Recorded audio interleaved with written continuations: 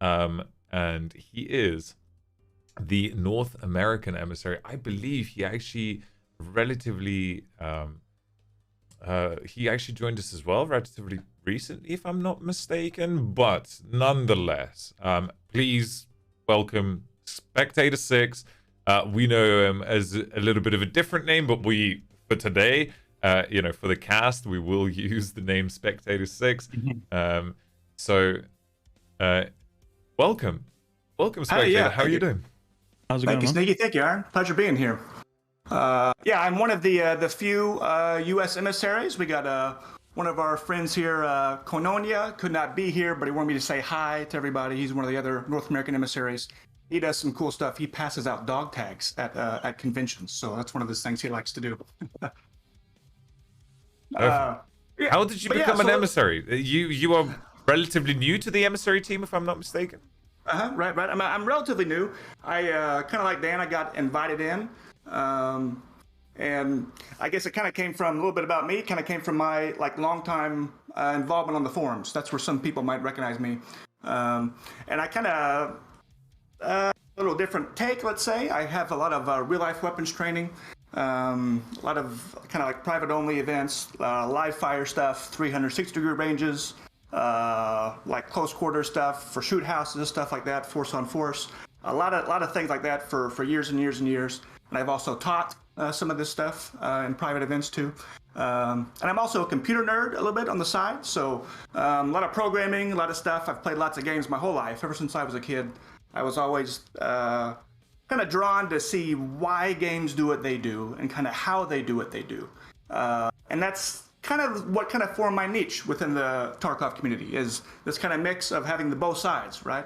And I think that can be really, really valuable and really important to have. People who know what it's like, practically speaking, like what goes on in real life, and also kind of a lot of experience with a lot of different games, how it plays out in different games, different systems, things like this. Okay. Yeah. Oh yeah. I mean, real life, firearms training. I've only shot a handful of guns, probably, in my entire life, and I'm 32. I don't know, Ian. Have you shot many guns in your life? Not in England. Okay. Fair enough. Okay, we don't need. We've been to a few ranges where it's been legal. Yeah. That's good. Cool. Good. What kind of stuff have you shot, Sneaky? Just some very basic, like a PM.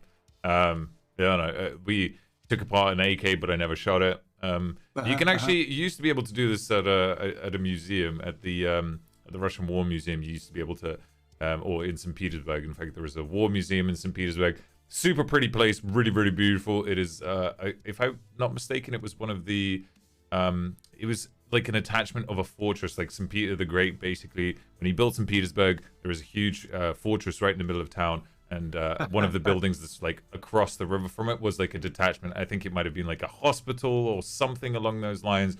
But it's a super old building, surrounded by, ridiculous Soviet era, artillery and tanks and all this crazy stuff. And it's pretty cool. But you used to be able to go in there, and I believe they had a shooting range in there. But yes, you used to be able to, do some. So if you close your eyes, you can almost imagine you're entering into the resort of Tarkov. Right? Yeah, that's actually a physical place, That's that's what I was talking about. Yeah. But so that's kind of why I get a good kick about this type of hands-on experience. I get a real kick out of seeing the stuff that Nikita posts on his personal Instagram.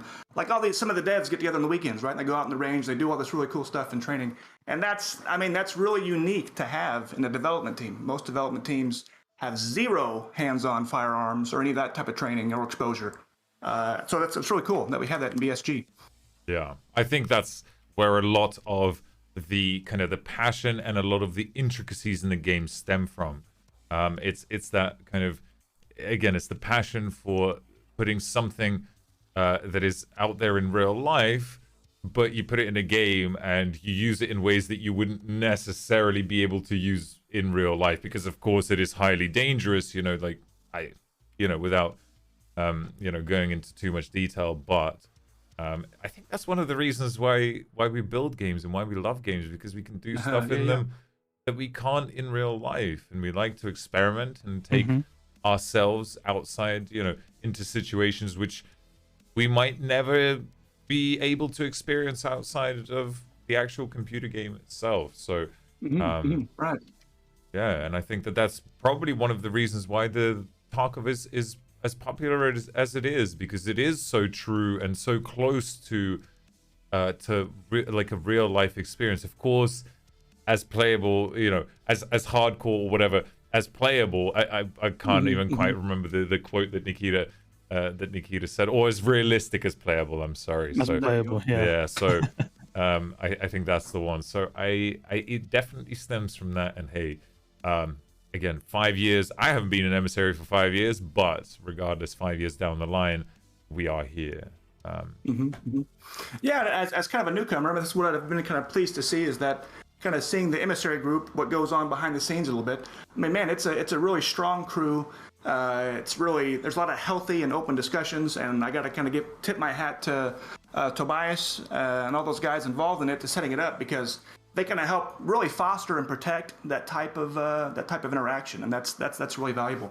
Yeah. Yeah. So kind of like, as far as like my role in the community per se, I'm a little bit more not removed, just a different. You're talking about different. Everybody kind of has different roles or something, or different ways they fit in. And my thing's kind of more. I've always had a strong affiliation with kind of like the more hardcore, let's call it, or realistic side of the community. So all these years on the forums, there's been a lot of like, people may not be aware of it, but there's just so much like robust discussion out there on the forums that talk about so many different aspects of the game, whether it's aiming, recoil, movement, whether it's health systems, things like this. And what I find to be really cool is that a lot of these people who are engaged in these type of discussions, they don't just sit back and complain, right? They want to kind of dive into the why something is the way it is and how it is the way it is, and kind of offer tools and suggestions like how it could be improved, right? I know a lot of discussions I have, I'll pull up examples from other games, to kind of give people an idea of kind of what's possible, right? And kind of on that end, I got to give a quick thank you. If you're here, Joshua Guz, I got to give a quick shout out to Joshua Guz. A couple years ago now, he did an adaptation of one of my posts that I made, a long post I made on deep dive into recoil. And if you're hearing this, Joshua, I want to just say again, thank you for doing that. That was a big kind of moment for me, and it kind of helped develop me and kind of helped give me my voice. So thank you. Chat will help us with that. Chat, go and clip it and make sure that Josh sees it. Josh, you're a great guy. You do great things for Tarkov, and you have done for a very long time. I hope to see more of that kind of stuff in the future. Yeah. And the other guy I got to say thanks to also is just Red 7. He had me on a couple times on his Twitch stream to go over some mechanics and certain ways to include the game. So again, it's kind of a cool, this whole thing we have going on with Tarkov and the BSG community and the Tarkov community is really neat and really cool, right? Yeah, it's super friendly. It feels like especially within. In fact, I felt this way before I even joined the emissary team, but it feels like I don't know. For me, it felt almost like home, and everybody was always super welcoming and always ready to help. And honestly, within a game that's as hardcore as it is, I don't know. Again, go and try and play Armor on like a Armor 3, for instance, on like a really high level, like high skill milsim type server. I don't think people will be as welcoming. They can be sometimes, yeah, but the reality is that in most cases, people will be expecting a certain level of knowledge, of play, whatever it is. Again, it's the same for DayZ, for instance. Yeah, you might be super new, but in DayZ it's a little bit different. But in Tarkov, that is the whole dude, people go well above and beyond to try and help other people. Again, the Sherpa program, and in fact, anybody that streams on Twitch, have you seen the amount of people that put in their title like new players ask your questions here? It's a thing that just permeates the category, and I think that is a real stamp of kind of like where the mindset of the community is. Sure. Yeah, and EFT kind of straddles that nice middle ground, kind of, right? Yeah. It draws people into a certain style of game, and it's not so like hardcore, and so it's just really neat area. Yeah.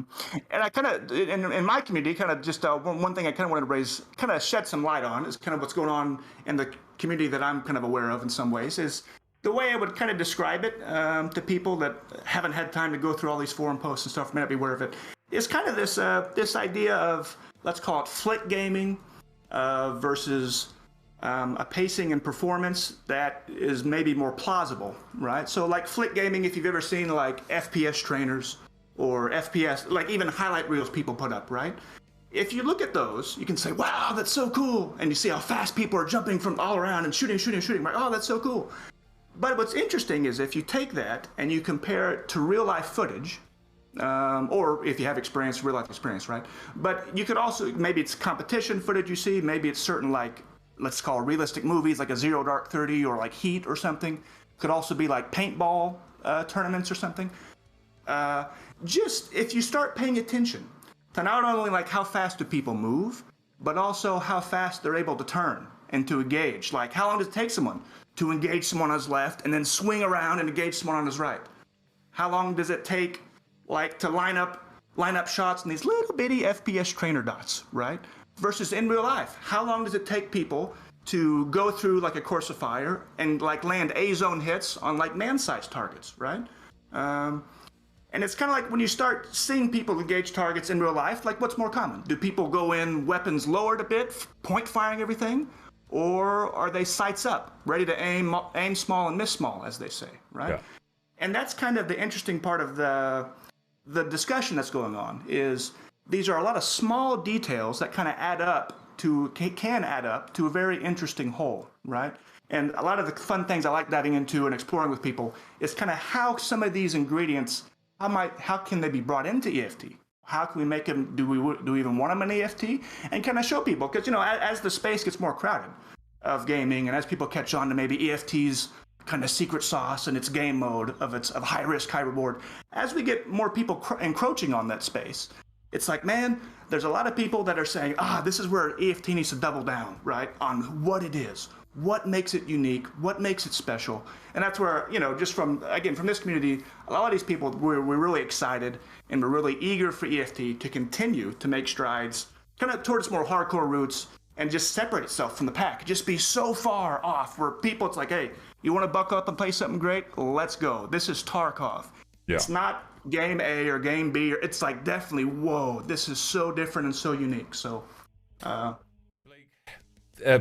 sorry, spectator. They've revealed you in the chat. Okay, they've called you already. It's actually pronounced. Okay. Well, there you go. You heard it here first. Thank you so much for joining us today, dude. We have to move on. But it's always a pleasure to meet new people, and of course, you're not really even you're not new. You're now part of the Emissary family, and that's and it's a pleasure to have you here, dude. Thank you so much for joining us. Yeah, thanks. Now, it was a good chat. Yeah. Now, ladies and gentlemen, what we have prepared for you next